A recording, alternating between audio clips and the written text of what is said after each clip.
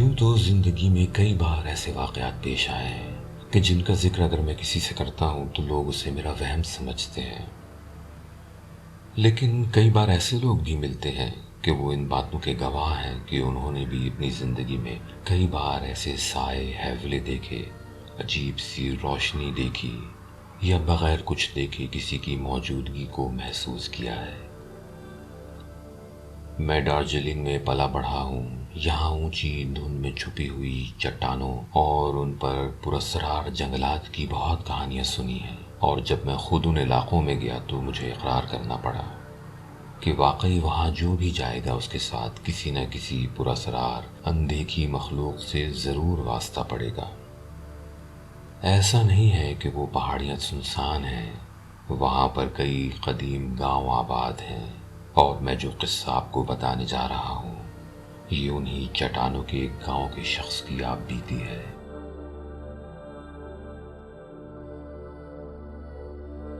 راجو بستا سے میری ملاقات ان پہاڑوں پر سفر کے دوران ہوئی تھی۔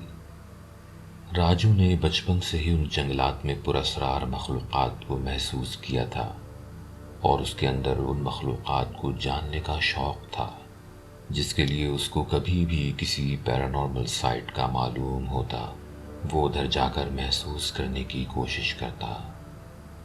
صرف یہی نہیں، اس نے کئی بار ایسی جگہوں پر اکیلے رات بھی گزاری، لیکن سوائے کسی کی حقیقی موجودگی کے اس کو کچھ نہیں دکھا۔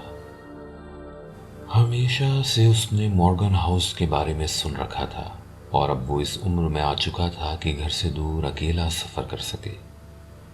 اس نے اپنے دوستوں کے ساتھ مورگن ہاؤس جانے کا پلان کیا۔ مورگن ہاؤس برٹش دور کی باقیات میں سے ہے۔ کئی دفعہ اس کو رینوویٹ کر کے گورنمنٹ نے ہوٹل کی شکل دی۔ مورگن ہاؤس اپنے کالونیل اورا اور ہمالیین لینڈسکیپ کے امتزاج کی وجہ سے ٹورسٹ کے لیے ہاٹ سپاٹ تھا جو سارا سال بک رہتا تھا۔ راجو اور اس کے دوست مورگن ہاؤس میں رکے ہوئے تھے۔ ایک رات وہ لوگ سارا دن کی سیر کے بعد رات میں مورگن ہاؤس پہنچے۔ لگ بھگ رات کے 9 بج رہے تھے، لیکن وہ جگہ سناٹے میں ڈوبی ہوئی تھی۔ آس پاس کی دکانیں بند تھیں، مقامی لوگ اپنے گھروں کے ہو چکے تھے۔ ابھی وہ تینوں مورگن ہاؤس میں انٹر ہونے والے تھے کہ راجو کے دوستوں نے کہا کہ وہ لوگ سگریٹ پینا چاہتے ہیں، اور یہ کہہ کر وہ ہوٹل سے باہر ہی رک گئے۔ راجو چونکہ اسموکنگ نہیں کرتا تھا اور بہت تھکا ہوا تھا، تو وہ ان دونوں کو وہیں چھوڑ کر ہوٹل کی طرف بڑھ گیا۔ وہ سیڑھیوں سے فرسٹ فلور پر پہنچا تو کوریڈور میں ایسا سناٹا تھا کہ جیسے ہوٹل بالکل خالی ہو، حالانکہ ہوٹل کا کوئی بھی روم خالی نہیں تھا۔ ایسے سناٹے اور پراسرار ماحول میں راجو کی تھکن غائب ہو گئی اور اس کا جنات کو جاننے کا شوق جاگ اٹھا۔ وہ ہر طرف غور سے دیکھتا ہوا جب سیکنڈ فلور پر پہنچا تو اس کو فرسٹ فلور سے سیڑھیوں پر چلنے کی آواز آئی۔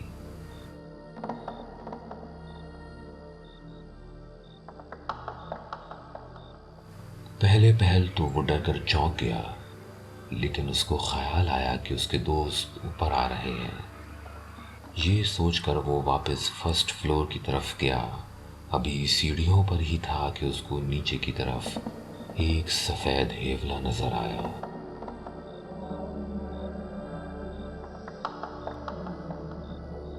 یہ ایک عورت کا ہیولا تھا جو بالکل سفید تھی، ایسا لگتا تھا جیسے روشنی سے بنی ہو۔ وہ عورت اس ہی کو گھور رہی تھی۔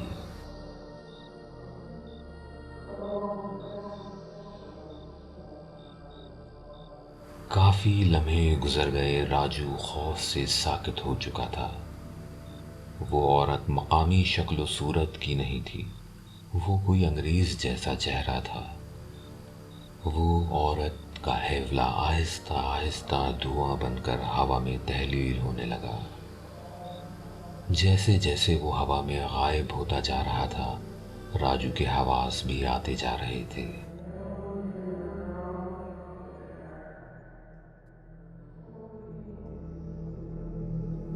جب اس کی آنکھ کھلی تو وہ بیڈ پر لیٹا ہوا تھا اور ونڈو سے آتی ہوئی روشنی یہ بتا رہی تھی کہ دل نکل چکا ہے۔ اس نے اٹھنا چاہا تو محسوس ہوا اس کو بہت کمزوری ہے اور بخار ہو رہا ہے۔ تھوڑی دیر میں اس کے دوست روم میں آ گئے تو معلوم ہوا وہ دونوں جب سگریٹ پی کر روم کی طرف آ رہے تھے تو راجو ان دونوں کو فرسٹ فلور کے کوریڈور کے بیچ میں ہوا میں گھورتا ہوا کھڑا ملا، اور جب ان دونوں کی آواز پر پلٹ کر نہیں دیکھا تو وہ اس کے پاس گئے۔ شور سن کر ہوٹل کا ایک کیئر ٹیکر بھی اوپر کوریڈور کی طرف آ گیا۔ راجو کا منہ کھلا تھا اور وہ ہوا میں دیکھ رہا تھا، آنکھیں اوپر کی طرف چڑھی ہوئی تھی، اور سب سے عجیب بات یہ تھی کہ وہ عجیب سی زبان میں کچھ کہہ رہا تھا۔ ہوٹل کے کیئر ٹیکر نے بتایا کہ یہ فرینچ زبان میں کچھ بات کر رہا ہے، کہہ رہا ہے میں بہت تنہا ہوں، میں بہت تنہا ہوں۔ بار بار وہ صرف یہی کہہ رہا تھا۔ تینوں اس کو کسی طرح روم میں لے کر گئے اور بیڈ پر لٹا دیا۔ ایسے عجیب حالات میں اس کے دونوں دوست بہت ڈر گئے تھے۔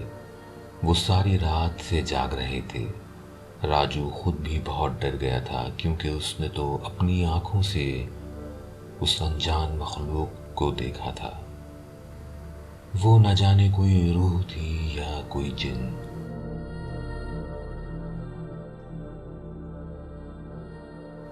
اب اس میں اتنی ہمت نہیں تھی کہ وہ واپسی کا سفر کر سکے، تو وہ لوگ دوسرے ہوٹل میں شفٹ ہو گئے، لیکن دوسرے ہوٹل میں کوئی ایسا واقعہ پیش نہ آیا۔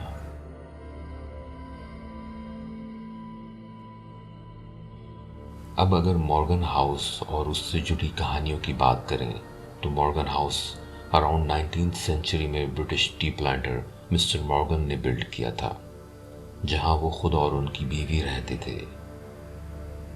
مسز مورگن کی جوانی میں ہی ڈیتھ ہو گئی تھی۔ اس کے بعد کچھ عرصہ مسٹر مورگن اکیلے ہی مورگن ہاؤس میں رہتے رہے، پھر یا تو ان کی وہیں ڈیتھ ہوئی یا وہ کسی انجانی وجہ سے سب چھوڑ چھاڑ کر اپنے ملک واپس چلے گئے۔ اب اس گھر میں اگر کوئی رہ گیا تھا تو وہ مسز مورگن کی روح تھی، جن کو لوکل لوگ میم صاحب کے نام سے یاد کرتے ہیں۔ عام طور پر وہاں لوگوں کو میم صاحب کے رونے کی، باتیں کرنے کی آواز آتی ہے۔ کبھی کبھی کسی کو مورگن ہاؤس کے آس پاس رات میں ایک روشنی کا ہیولا چلتا نظر آتا ہے۔ ایسا لگتا ہے راجو کا انکاؤنٹر جس مخلوق سے ہوا تھا وہ میم صاحب یعنی مسز مورگن ہی تھی۔ لیکن عجیب بات یہ تھی کہ راجو پوزیسڈ ہو کر فرینچ میں بات کر رہا تھا، جبکہ مسز مورگن برٹش تھی۔